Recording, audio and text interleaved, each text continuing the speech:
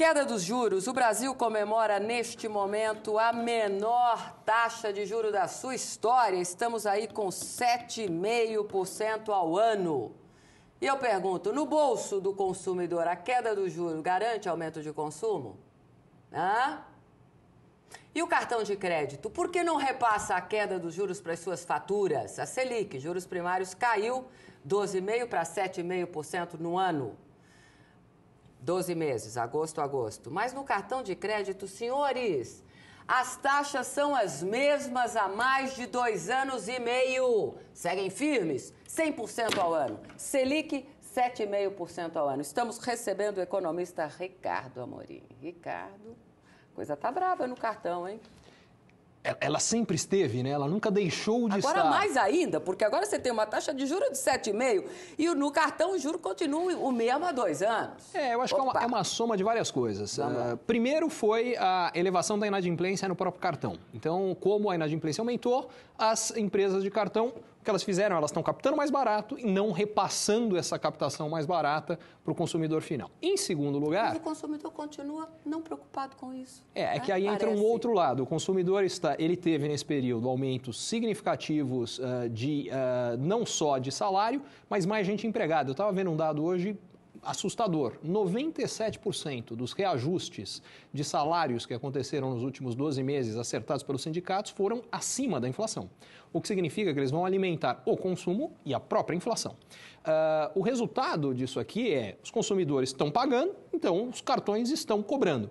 São vários fatores. Então, estão roubando. Você tem uma baixa competição nesse setor, o que ajuda a dar um poder também de mercado para as empresas de cartão. O fato dos bancos terem se retraído também ajuda, porque à medida que as pessoas têm menos acesso a crédito bancário, elas são mais forçadas a recorrerem ao crédito do cartão. Então você soma inadimplência com isso, senhores, sem dúvida nenhuma. Mas o ponto a soma disso tudo faz com que a gente tenha esses juros estratosféricos ainda no caso dos cartões de crédito. Se nós pudéssemos eleger hoje o maior desafio do Brasil, seria o quê? A questão do gasto público, seria a inflação, seria a imobilidade no que diz respeito para mim, eu não tenho dúvida nenhuma que é o gasto público, porque ele mexe no resto todo. Eu tenho pesquisado um pouco sobre isso e vi alguns dados estarrecedores. O primeiro deles é o seguinte... Como o nível educacional médio do servidor público é mais alto do que do funcionário da iniciativa privada, ao contrário do que a gente imagina, a produtividade média do funcionário público é um pouco mais alta do que a iniciativa privada. Um pouco mais alto, leia-se 35% maior. Pois só que deixa eu chegar no problema. Pasmei. Pois só que tem um problema. Os salários são 5 vezes mais elevados em média. Ou seja, por unidade de produto gerado, o setor público é 4 vezes mais ineficiente que a iniciativa privada. Então, como 40% da economia brasileira é transferida para o setor público através de impostos, a gente está colocando quase metade da economia brasileira em um negócio que é 4 vezes menos ineficiente. Tudo que nós pagamos de imposto vai para pagar salário. E esse é o ponto onde eu queria chegar. Não é salário. O salário é uma parte, para mim, a parte mais grave não é salário, é a parte de aposentadoria do setor público, porque o que a gente tem são aposentadorias com valores integrais. Isso é simples de entender. 950 mil funcionários públicos geram um déficit anual de 72 bilhões de reais, que é o dobro do que os 27 milhões de beneficiários do INSS. 950 mil contra 27 milhões. Pois e gera o dobro. Então, e pior, o do INSS vem caindo, porque a gente está tendo uma formalização, e o do setor público crescendo, e vai crescer mais com esses reajustes que estão sendo dados para os funcionários atuais, e que você acaba fazendo com que isso ainda tenha aumentos maiores olhando para frente, efeito cascata. Então, se você não resolver isso, você não consegue reduzir carga tributária, que atrapalha a nossa competitividade. Você não consegue investir mais em infraestrutura, que atrapalha a nossa competitividade. Dinheiro, claro, não sobra nada. O governo tem que tomar dinheiro demais emprestado, por consequência, sobra menos dinheiro para ser emprestado para as empresas, para o consumidor. Esse dinheiro que sobra chega mais caro. Como a nossa taxa de juros é muito mais elevada, apesar das quedas recentes, do que o resto do mundo, nós atraímos muito capital financeiro para cá. Essa entrada de capital externo faz com que o real fique forte, o dólar caia e, portanto, a competitividade das exportações brasileiras seja prejudicada. Então, meu grande ponto é, na origem, se a gente não lida com o excesso de gasto público, a gente continua com uma série de outros problemas. Eu costumo dizer que o governo tem o programa Brasil Maior. Brasil Maior requer governo menor. Se o governo não emagrecer, o Brasil não cresce. Eu acho que esse é o grande ponto. Boa. Queda do dólar é real ou é artificial, portanto? Ela é conjuntural, ela ao contrário do que o governo acredita que foi ele que causou a elevação do dólar recente, o que aconteceu foi o dólar subiu nos últimos meses, subiu bastante em função da crise da Europa e a remessa de dividendos que exigia a compra de dólares por empresas estrangeiras. Só que esse é um movimento que só acontece em momentos de crise externa aguda, como foi a crise financeira global de 2008 e a atual. Passado isso, o que vai acontecer é o que aconteceu em 2009, 2010. O dólar caiu e muito, caiu até 1,5 e o real vai lá para cima. A gente vai ver a mesma coisa e mais. Por quê? Porque o único instrumento que sobrou de estímulo para as economias desenvolvidas é emissão monetária. Eles não podem mais estimular a economia com política fiscal, porque eles estão em crise fiscal. Então, eles têm que fazer o contrário, eles têm que gastar menos e aumentar impostos. Eles não podem estimular a economia reduzindo juros, porque os juros já estão muito próximos de zero nos Estados Unidos, no Japão, na Europa. Só sobrou um instrumento, vamos rodar a máquina impressora e imprimir dinheiro, que tem duas consequências. Uma é inflacionária e a segunda é grande desvalorização dessas moedas. No caso, o dólar, o euro, a libra esterlina, o franco suíço, o iene. A gente chegou num mundo muito maluco em que as nossas moedas têm que ficar mais fortes, as deles mais fracas e, por consequência, o nosso consumo, nosso de país emergente brasileiro, se torna mais importante e a produção deles tem que crescer. Isso explica muito do que aconteceu no Brasil nos últimos anos, que o que a gente teve é um grande crescimento de consumo, mas não teve um crescimento de produção na mesma magnitude. Isso explica porque está entrando mais produto estrangeiro. Porque o que é feito lá fora, nos países ricos, hoje, tem que ser vendido onde o consumo cresce, que é aqui. Nos emergentes. Dólar, portanto, você trabalha aí com uma recomposição de cotação? Eu acho que são dois cenários. O cenário de curtíssimo prazo é dólar, curtíssimo prazo, próximos dias, próximas semanas, provavelmente é dólar perto dessa faixa de R$2 onde ele tem oscilado. Olhando um pouquinho mais para frente, alguns meses para frente, como eu acho que a crise da Europa ainda vai piorar e bastante... mesmo? Isso eu te explico com calma.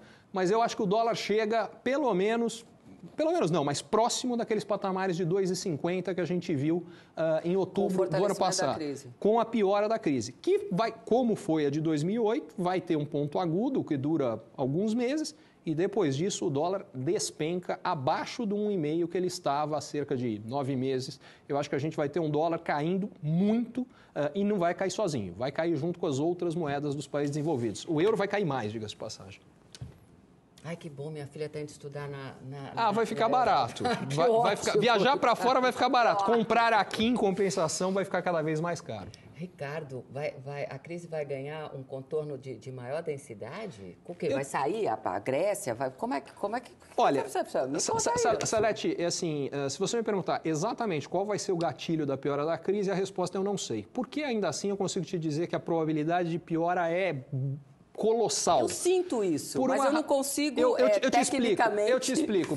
Porque tem tantos possíveis gatilhos de piora que é impossível que nenhum deles aconteça. Vou te dar os 3 ou 4 mais prováveis. Bora lá. Grécia, vamos lá. Saída da Grécia do euro é uma certeza. A questão é quando. Por que é uma certeza? Porque se a Grécia não sair do euro, a Grécia não volta a crescer, porque não tem consumo lá, com 1/4 da população desempregada. Os bancos estão sem dinheiro, porque as pessoas tiraram por medo que os bancos quebrem, e também os bancos não querem emprestar. As pessoas que estão empregadas não gastam, estão com medo de perder o emprego, porque o desemprego não para de crescer, só tem uma solução: exportar. Aí tem um problema. Com o euro, a Grécia não é competitiva. Num belo sábado, a gente vai ter um anúncio oficial que a Grécia adotou a nova dracma, a cotação de €1 para uma nova dracma. Na segunda-feira, mercados financeiros abrem, não tem um grego que vai querer ficar com a nova dracma, vão vender todos e comprar euro, o euro vai valer 3, 4, 5 novas dracmas. Tem um detalhe. Os contratos que eram em euros vão ser automaticamente transformados na nova moeda, a nova dracma. Quem ia receber 100 euros que emprestou para a Grécia vai receber 100 novas dracmas. E vai trocá-las por 20, 30 ou 40 euros. Os bancos globais acabaram de perder algo entre mais 60 e 80 bilhões de euros. E isso não é o problema sério, esse é o probleminha. Você absorve o capitalismo? Absorve isso? O problema mais sério é que no dia que isso acontecer, não tem mais um centavo que vai ser emprestado para Portugal, para Irlanda, para Espanha, para Itália, com medo que aconteça a mesma coisa. Esse é um gatilho possível. Pode não ser esse, pode ter a ver com a Espanha. Os bancos espanhóis receberam 100 bilhões de euros oficiais de empréstimos. Tem mais 410 bilhões de euros que eles estão tomando emprestado do Banco Central Europeu. Só que isso não vai dar conta, porque as hipóteses que foram feitas de financiamento são que a Espanha volta a crescer a partir de, se não, o ano que vem, 2014. Não vai acontecer. E como não vai acontecer, a hipótese que eu fiz é, se os próximos 5 anos na Espanha forem iguais aos últimos 5, os bancos vão precisar de uns 300 bilhões de euros a mais.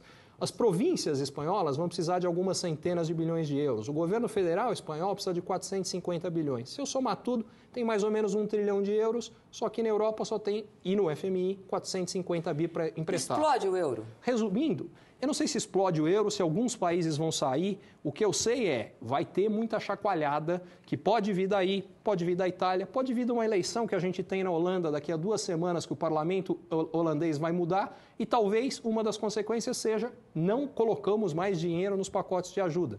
A Corte Suprema Alemã vota em 2 semanas também uma decisão que é se é constitucional ou não na Alemanha que a Alemanha coloque dinheiro nisso. Perfeito. Tem gente que fala o seguinte, você não pode ter na Constituição alemã uma instância de governo ajudando outras, porque você estimula os governos a não serem cuidadosos e tomarem mais risco do que deveriam. Se isso aqui não passar, que significa que a Alemanha não bota mais dinheiro, a crise está instaurada. Tem outra, Angela Merkel passa por eleições no ano que vem. Se a eleição fosse hoje, ela se elegia fácil. Você acha? Fácil? Hoje sim, só que até a eleição a economia alemã... uma saturação do povo alemão. A economia alemã daqui para lá vai piorar muito. Ela sim. Já vem, no último trimestre só cresceu 0,3%, até a eleição vai estar em recessão na Alemanha. Aí eu quero ver se a Angela Merkel se elege. Se ela não se eleger e se eleger alguém com uma plataforma de nós alemães não aceitamos mais ficar salvando esses vagabundos gregos ou o que quer que seja, eu ouço do povo alemão. Há um movimento muito forte disso na Alemanha. Outro potencial de crise. Enfim, Afe Maria. Tem coisa demais que não pode dar errado para que a crise não piore. Uma coisa que a vida me ensinou é que quando tudo tem que dar certo, não é bem como as coisas funcionam, não. Voltando para o Brasil, a gente está falando de gasto, estamos falando de mundo, endividamento externo, endividamento interno. Os governos lá fora gastaram muito mal, por isso estão na crise.